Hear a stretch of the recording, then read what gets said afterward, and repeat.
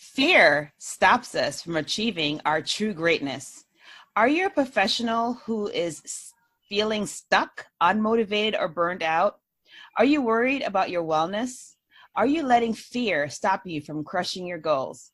If you answered yes to any of these, then this is a podcast for you. Hi, I am your host, Dr. Charmaine Gregory, emergency physician, night shift specialist, burnout thriver, and wellness champion. We are going to be on this journey exploring different items in our lives with heroes just like you, and so we can emerge victoriously. Today, I have the pleasure of having Dr. Kelenne Tuitt, who is a physician who is from the Caribbean, just like myself. She's actually from my native island, Jamaica. And we're going to talk today about why do high achievers need coaches? Hi. I'm actually from Trinidad, not Jamaica, but that's all right. Okay. All right. Sorry about that. That's okay. No worries. So hi, everyone. I'm Dr. Kelenne Tuitt, and I would say the reason why high achievers need coaches are that sometimes you have a goal in mind and you don't know how to pursue it. And to save time and to save energy, it is worth the money and the investment of time and money to pursue a coach who has done it and done it well. So it's important that you research the coach that you are looking for. Well, let's backtrack.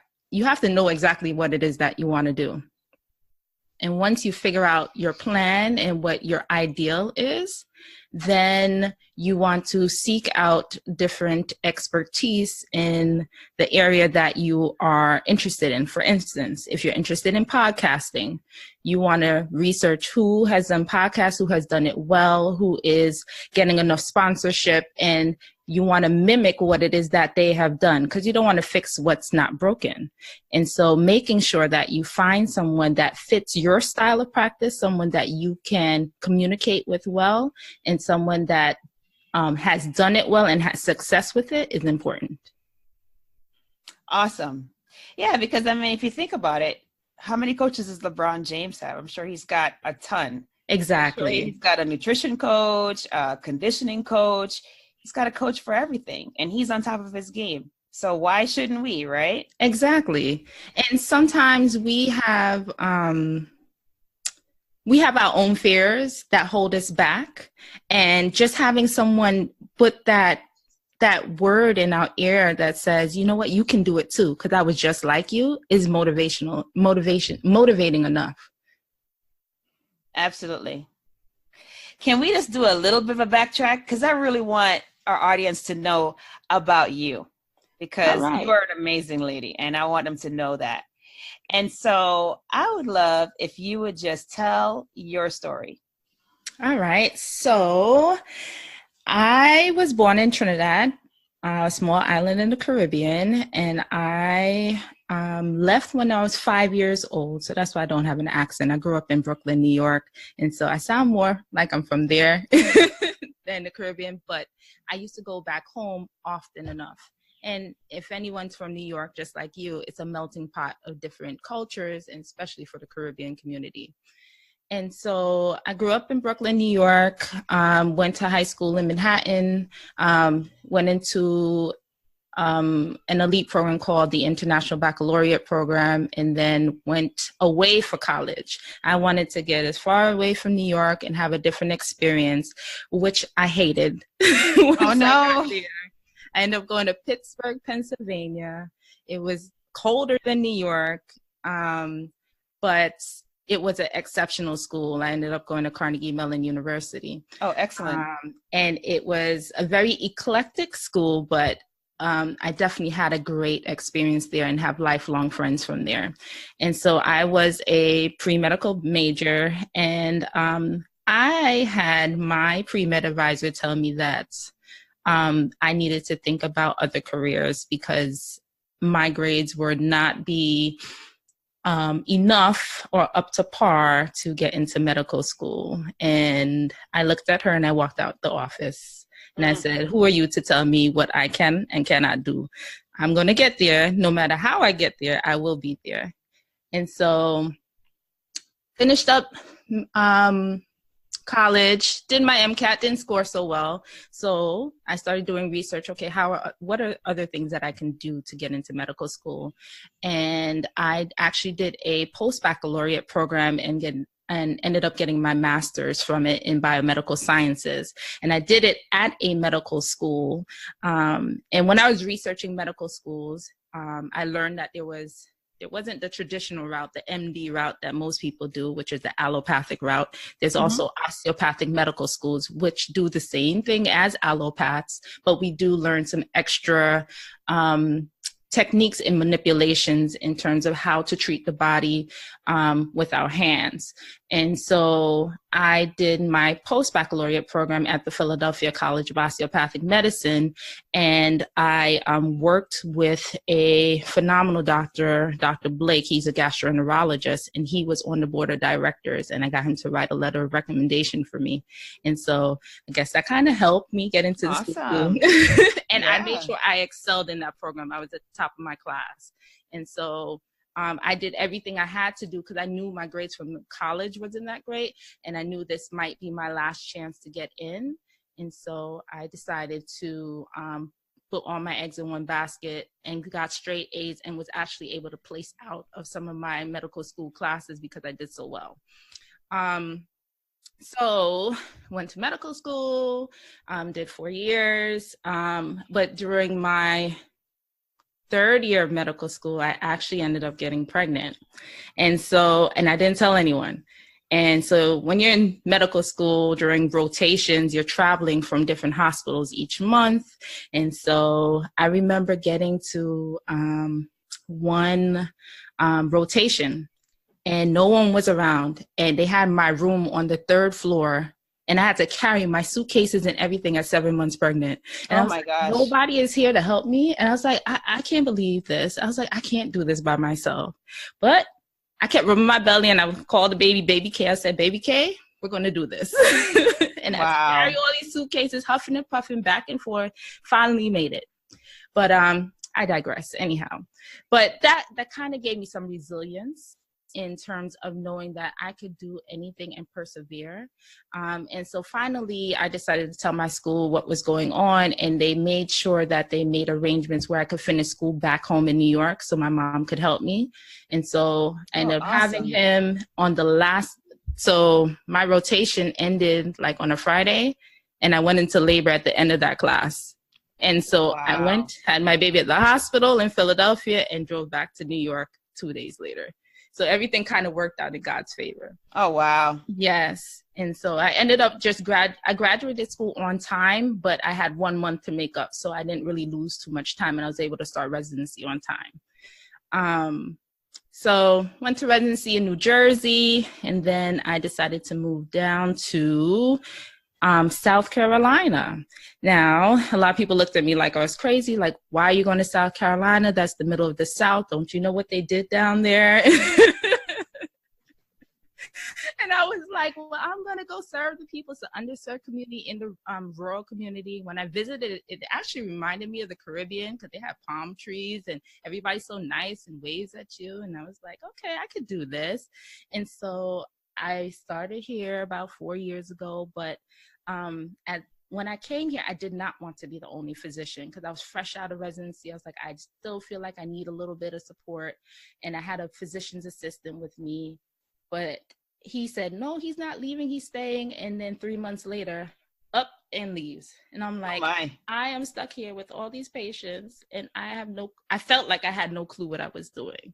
And I felt like I was drowning. I was getting behind in my charts, and I was staying late at work. I would have seen my son. By the time I come home, my son is sleeping. And I was just like, this cannot be life. And kind of like you, I was experiencing that burnout, but didn't know what it was. Mm-hmm. And I was just starting to get depressed. I was recluse. I didn't do things I wanted to do, or that I liked to do. I lost myself. I was like, I don't know what what to do with myself. I don't know what's life worth living. And I was like, why am I in medicine? I don't even like medicine anymore. I would be in the room sitting there, literally a patient's talking to me, and I'm daydreaming like, I can't wait to leave.